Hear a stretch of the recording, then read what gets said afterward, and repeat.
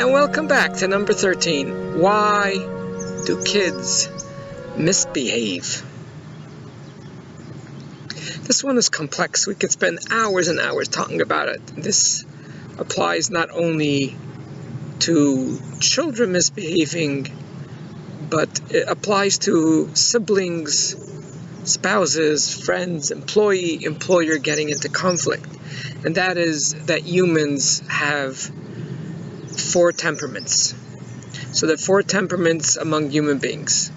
If the parent does not know their own temperament, the parent does not know their child's temperament, you will have fireworks, you will have constant argument, and sadly, because there's lacking this knowledge, some parents cannot help it but to demoralize, to hurt, even to make fun of their child, and they simply don't know their child is perfectly awesome and fine. So what I'll try to be brief and go through the 4 temperaments. I will give you a story of one typical situation where a parent and a child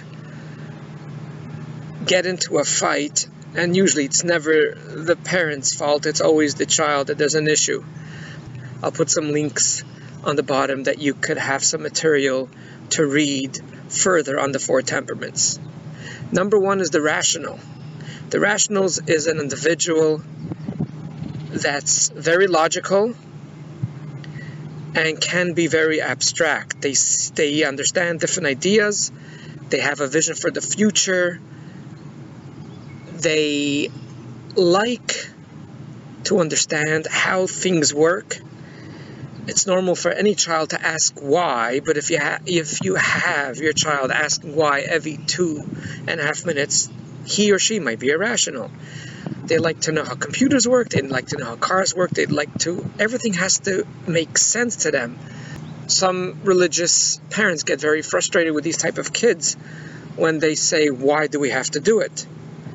Now, if the parent is another temperament, they think that's very disrespectful. We're going to get into it soon. The other temperament is the idealist. The idealist focuses a lot on emotions and spirituality. Very abstract, very similar to the rational, which they are abstract. They do have visions. They could get excited about stuff that never even happened.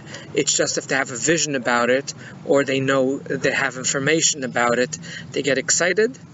They are individuals that what's very important to them is bonding, is getting along, is peace, is harmony. That's the first thing that's on their mind.